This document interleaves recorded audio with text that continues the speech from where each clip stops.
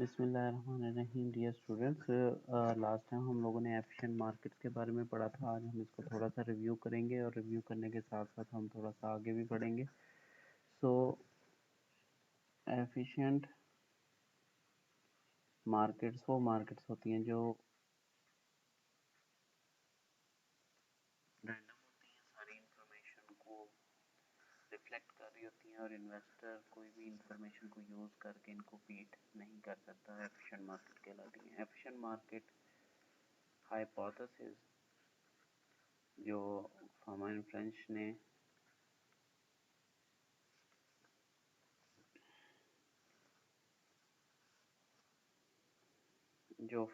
दिया था,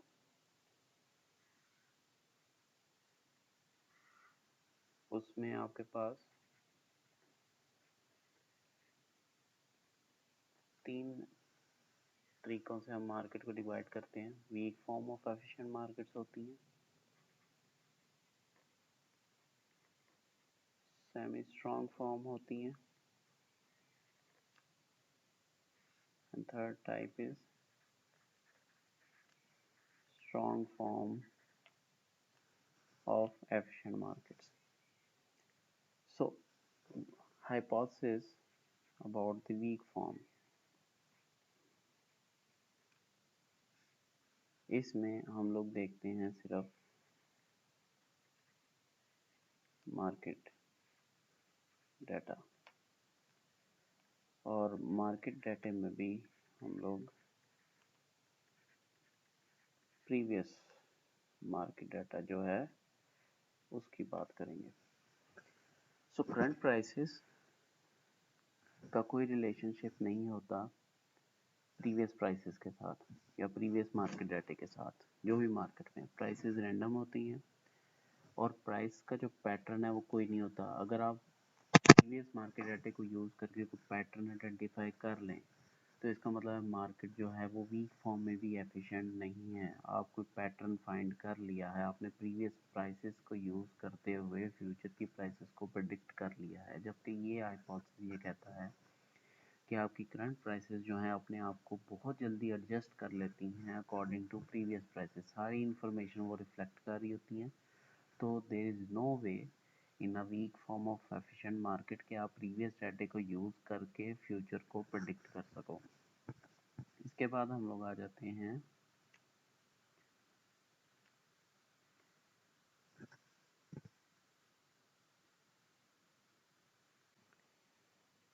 semi strong form. इसके अंदर दो चीज़ें होती हैं, public information plus market data. Current prices जो हैं वो अपने आप को एडजस्ट कर लेती हैं फौरन according to public information and market data. कि आप कोई भी पब्लिकली अवेलेबल इंफॉर्मेशन को यूज़ करके प्राइसेस को प्रिडिक्ट नहीं कर सकते। ठीक है, तो प्राइसेस रैंडम हैं, प्राइसेस अपनी मर्जी से चल रही हैं और वो अपने आप को ऑटोमेटिकली एडजस्ट कर लेते हैं। आपको थोड़ी सी भी स्पेस नहीं मिलती कि आप इन इंफॉर्मेशन को यूज़ करके मार्केट को बीट कर सकते हैं। तो ये बताता है कि सिक्योरिटी प्राइसेस अपने आप को फ़ौरन एडजस्ट कर लेती हैं जब कोई पब्लिक इंफॉर्मेशन आए। अब पब्लिक इंफॉर्मेशन में नॉन मार्केट इंफॉर्मेशन होती है, सच एज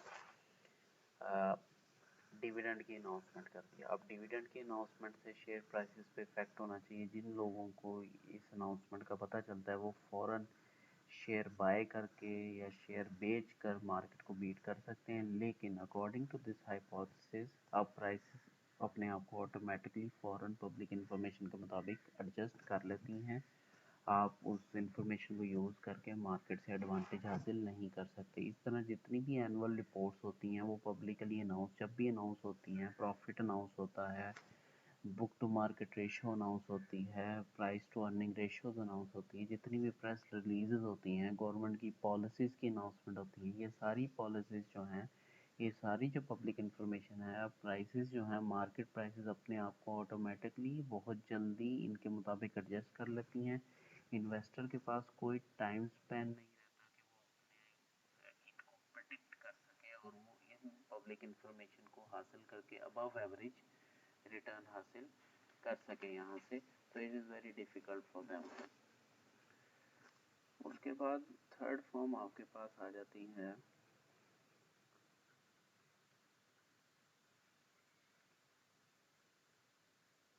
स्ट्रॉन्ग फॉर्म। अब स्ट्रॉन्ग फॉर्म में तीन चीज़ें आती हैं, private information,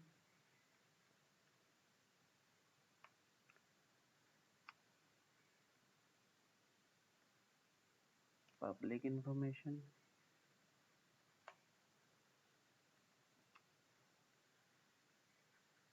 and market data.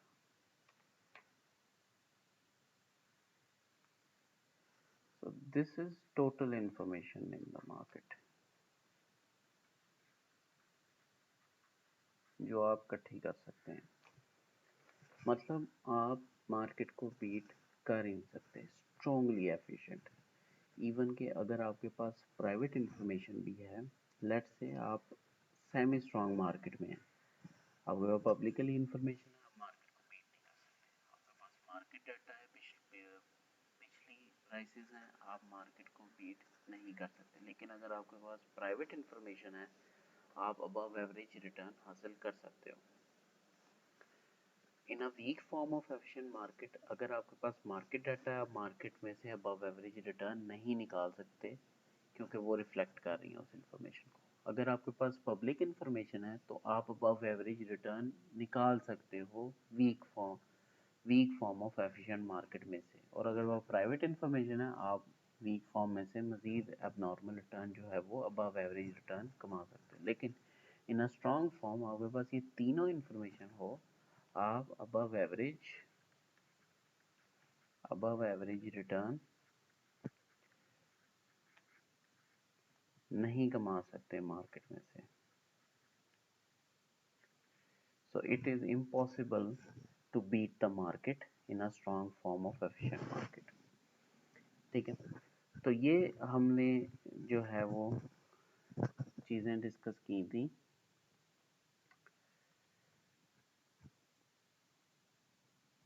अब हम लोग आ जाते हैं towards test of these hypothesis.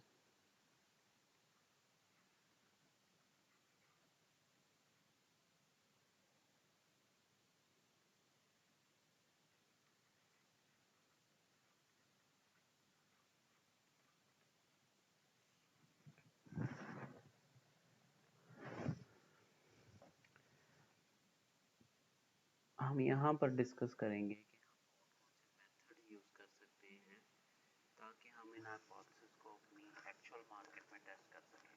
कौन कौन से एनालिसिस लगा सकते हैं हम। और स्ट्रॉन्ग फॉर्म के लिए तो एनालिसिस लगाना मुश्किल है, क्योंकि आपके पास प्राइवेट इंफॉर्मेशन और ऐसे पार्टिसिपेंट्स हैं ही नहीं जिनके पास प्राइवेट इंफॉर्मेशन हो। प्राइवेट इंफॉर्मेशन का इफेक्ट उसके अंदर देखना होता है।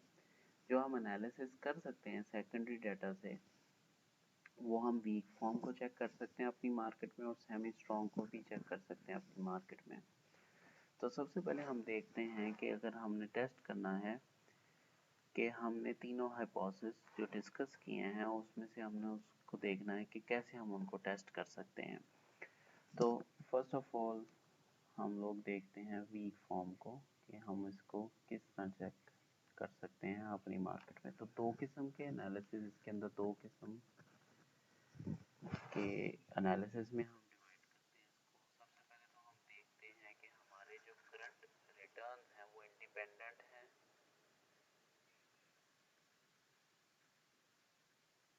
Independence between rate of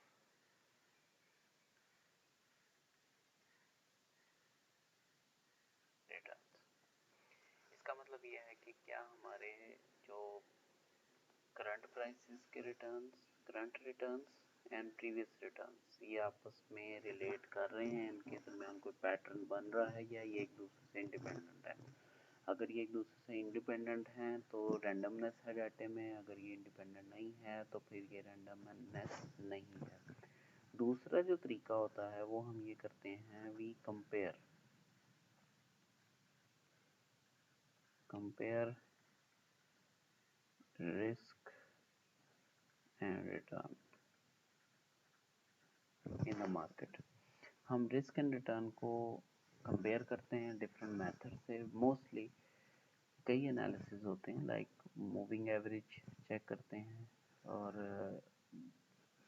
tolerance level check करते हैं, रेजिस्टेंस चेक करते हैं, रिस्क के मैयर्स निकालते हैं। हम देखते हैं कि क्या थ्रेशोल्ड है, क्या साइकोलॉजिकल लेवल है, इस लेवल से आगे रिटर्न्स निकलेंगे या नहीं निकलेंगे। प्रीवियस डाटे को यूज़ करते हुए हम साइकोलॉजिकल लेवल्स डिसाइड करते हैं। उन साइकोलॉजिकल लेवल से हम कहते हैं कि इनको प्राइसेस जो है वो क्रॉस नहीं करेंगी। तो इसके अंदर कई किस्म के टेक्निकल एनालिसिस आ सकते हैं।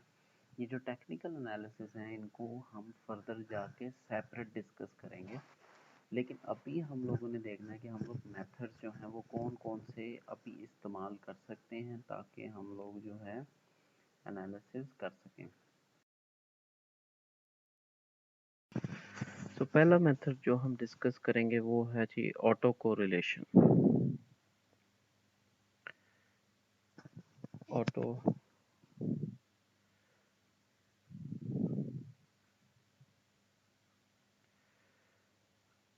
ऑटो कोरिलेशन ये क्या चेक करता है? ये चेक करता है non randomness of data. In this example, data means stock prices.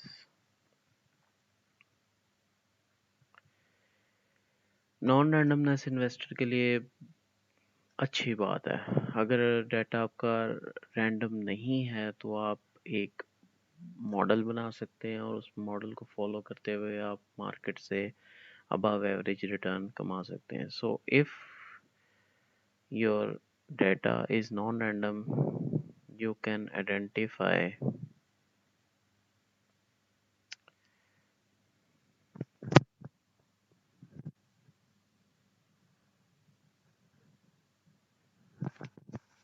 so if your data is non-random, then you can identify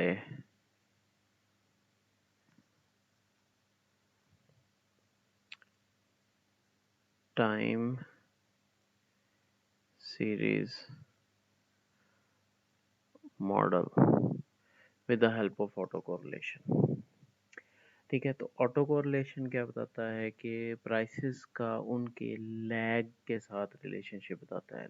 lag 1, lag 2, lag 3, मतलब प्राइसेस इन टी, मतलब time T is current prices. तो इनका lag मतलब t-1 previous day, अगर daily देख रहे हैं previous day lag, 2 day lag, 3 day lag, 4 day lag.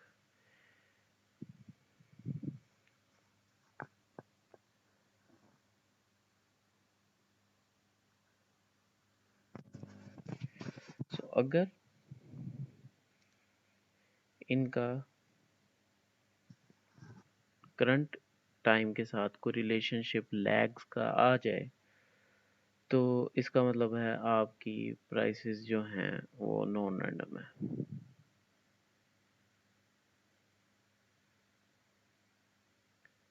ठीक है, you can identify a time series model. अगर इनका कोई रिलेशनशिप ना आए, सिग्निफिकेंट रिलेशनशिप ना आए, t-4 तक नहीं, t-10 तक भी आप जा सकते हैं। अगर कोई रिलेशनशिप ना आए तो इसका मतलब है प्राइसेस आर रैंडम। रैंडम अगर प्राइसेस हैं तो फिर आप मॉडल आइडेंटिफाई नहीं कर सकते। रैंडम अगर प्राइसेस हैं then it follows the weak form of efficient market hypothesis. So in this way you will find the answers of your question that whether your data is random or non-random. Further अब अगर आपने weak form of efficiency check करनी है तो आप देखते हैं runs test के थ्रू। इसके अंदर आप देखते हैं प्राइस पैटर्न,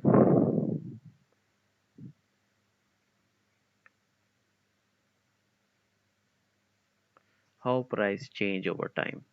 अगर प्राइसेस इंक्रीज हुई है तो प्लस हो जाता है, अगर प्राइसेस डिक्रीज हुई हैं तो माइनस। नेगेटिव चेंज को आप माइनस से आइडेंटिफाई करोगे और पॉजिटिव चेंज को आप प्लस से आइडेंटिफाई करोगे। इस तरह आप प्रीवियस प्राइसेस को चेक करेंगे तो आपके पास एक पैटर्न बन जाएगा। लाइक आपकी प्राइस बढ़ी है, फिर नेक्स्ट डे फिर बढ़ी, फिर कम हुई, फिर बढ़ गई, फिर कम हुई, फिर कम हुई, फिर बढ़ गई, फिर बढ़ गई, फिर बढ़ गई, फिर बढ़ गई, फिर कम हुई, फिर कम हुई। अब ये जो आप पैटर्न देख रहे हैं, इस पैटर्न के अंदर आपको ये जो प्राइस चेंज का पैटर्न है इसके अंदर कोई मतलब आपको कोई सिग्निफिकेंस नज़र नहीं आ रही। मतलब आपको ये नहीं पता लग रहा कि आप फ्यूचर कैसे प्रेडिक्ट करें। प्राइसेस के चेंज होने का जो पैटर्न है वो बड़ा अनप्रडिक्टेबल सा है।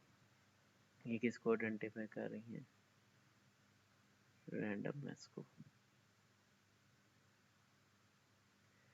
जब रैंडमनेस आ जाएगी तो इसका मतलब है हाइपोथेसिस ट्रू हो गया, आप weak form efficient market hypothesis में लाई कर रहे हो। लेकिन अगर कोई पैटर्न आता है, लेट्स से एक पैटर्न आता है कि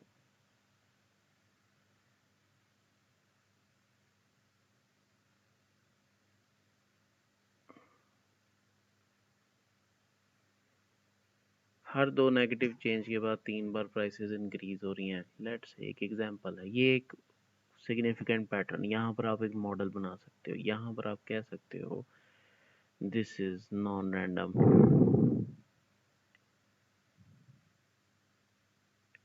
नॉन रैंडम, और जब नॉन रैंडम हो गया तो आप अब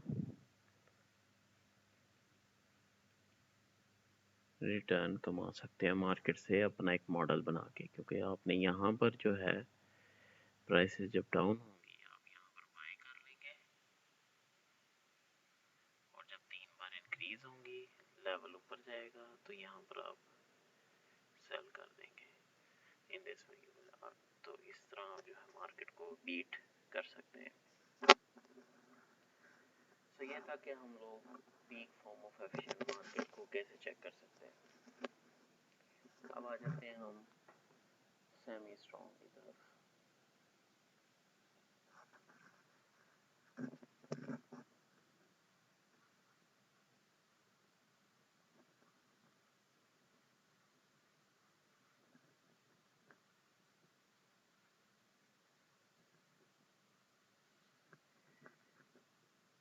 ये स्टडीज भी 2 हिस्सों में डिवाइड होती हैं।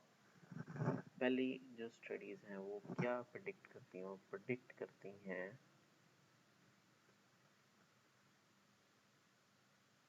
Future rate of returns using public information. कि जब कोई भी न्यूज़ पब्लिकली अनाउंस हुई है उसके बाद रिटर्न्स पे क्या इफेक्ट आया, और सेम टाइप की न्यूज़ का क्या इफेक्ट आता है फ्यूचर के रिटर्न्स में, ये स्टडी होती है। इसके अलावा जो बहुत ज़्यादा जिसके ऊपर स्टडी की जाती है, जो हम मुख्तलिफ इवेंट्स को स्टडी करते हैं, उसके लिए हम यूज़ करते हैं इवेंट स्टडी मेथडोलॉजी। और ये कई किस्म की इवेंट को स्टडी किया जाता है, event studies to examine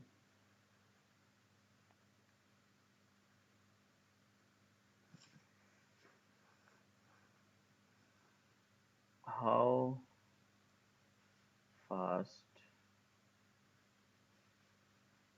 price adjust itself.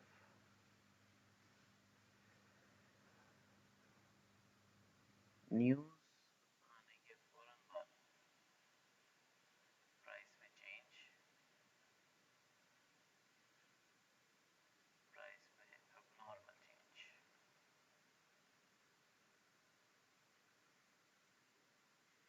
और उस abnormal चेंज से प्राइस अपने आप को एडजस्ट कितनी देर में करती है, ये इवेंट स्टडीज में हम देखते हैं। मुख्तलिफ इवेंट्स को स्टडी करते हैं, जिस तरह आजकल आपके पास कोरोना पेंडेमिक का जो इवेंट आया है, इसको आप स्टडी कर सकते हो कि मुख्तलिफ अनाउंसमेंट्स में कि जब पहली बार ये आउटब्रेक हुआ था, उसको हम कैसे स्टडी कर सकते हैं और उसको स्टडी करके प्राइसेस पे क्या इफ़ेक्ट आया है, कितने अरसे तक रहा है, कितने अरसे तक प्राइसेस ने अपनी नॉर्मल कंडीशन में वापस आई हैं, ये सारी जो हैं वो आपके कहाँ पर आ जाती हैं, इवेंट स्टडीज़ में आ जाती हैं। इवेंट स्टडी मेथडोलॉजीज़ जो है वो हम यहाँ पर लगाते हैं।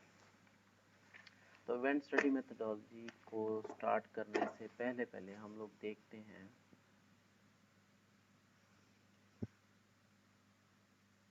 कि कौन से मेथड हम ये लगा सकते हैं। उसके लिए हमें पता होना चाहिए कि हमारे जो एबनॉर्मल चेंज आया रिटर्न में, एबनॉर्मल रिटर्न जिसको हम कहते हैं, वो कैसे कैलकुलेट करते हैं। तो एबनॉर्मल रिटर्न आपका बराबर होता है actual return minus expected return. This is your actual return, this is your expected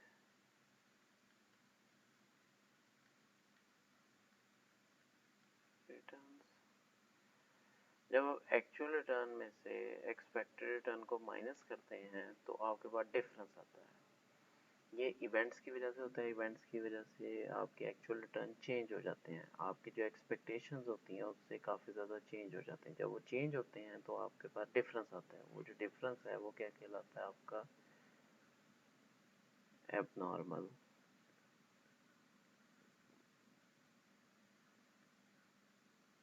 return.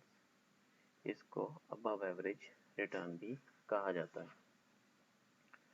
ना तो क्वेश्चन इज कि ये एक्सपेक्टेड रिटर्न आप कैसे फाइंड करते हैं। एक्सपेक्टेड रिटर्न आपके पास कई मेथड हैं। आप जो है गॉर्डन ग्रोथ मॉडल यूज़ करते हैं, आप कैपम मॉडल यूज़ करते हैं। यहाँ पर जब हम लोग इवेंट स्टडी एनालिसिस करते हैं तो इसके अंदर हम लोग एक मॉडल यूज़ करते हैं जिसको हम सिंपल रिग्रेशन हम लोग देख सकते हैं। हम लोग स्टॉक प्राइसेस को रिग्रेस कर लेते हैं मार्केट रिटर्न, स्टॉक रिटर्न्स को हम रिग्रेस कर लेते हैं मार्केट रिटर्न पे। उसके लिए फार्मूला क्या होता है, सिंपल आप देखें, रिग्रेशन स्ट्रेट लाइन मेथड जो हम यूज़ करते हैं,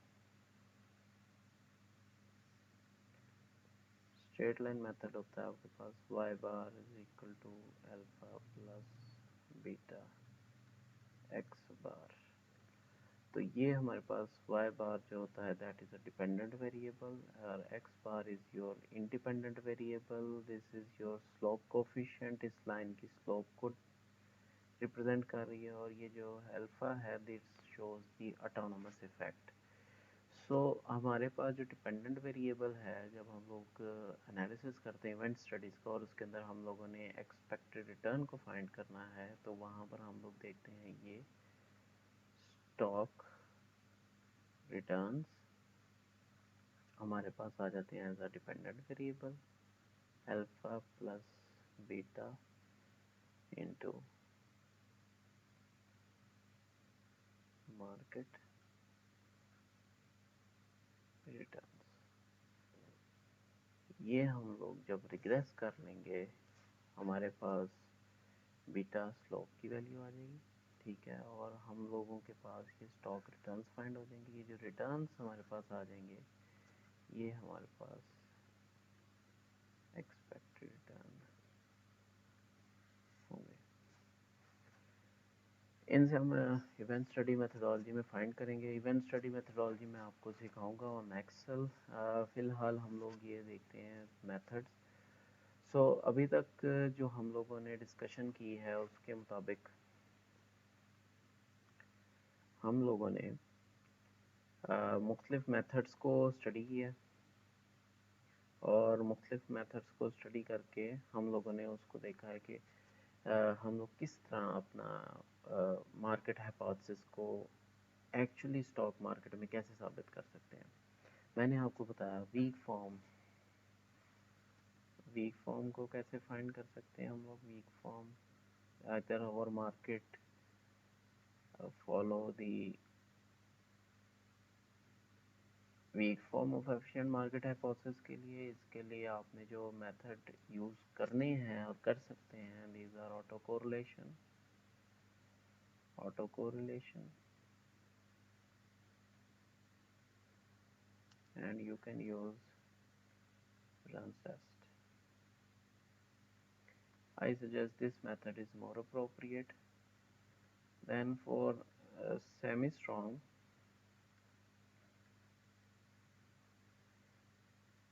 कि आप ये चेक करें कि आपकी मार्केट, अगर हम अपनी मार्केट की बात करें कि Pakistan stock exchange semi strong efficient market hypothesis को फॉलो करती है या नहीं करती, उसको टेस्ट करना हो तो उसके लिए हम लोग जो मेथड लगाएंगे वो मेथड है हमारे पास इवेंट स्टडी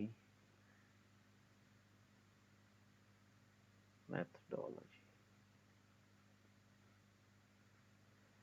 अगर प्राइसेस किसी इवेंट को लेके फ़ौरन अपने आप को एडजस्ट कर लेती हैं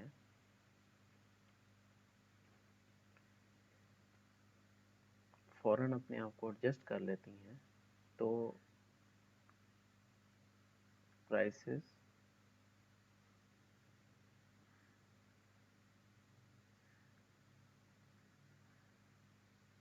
rapidly adjust themselves against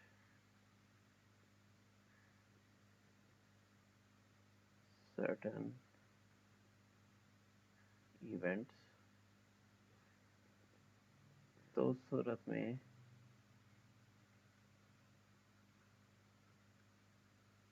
randomness है, market follows the semi-strong efficient market hypothesis।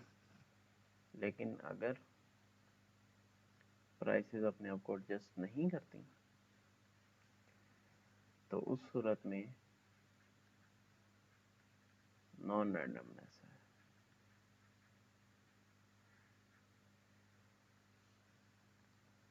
You can build a model और सजेस्ट अ मॉडल, और इस मॉडल से आप लोग क्या कर सकते हो, एबनॉर्मल रिटर्न्स कमा सकते हो।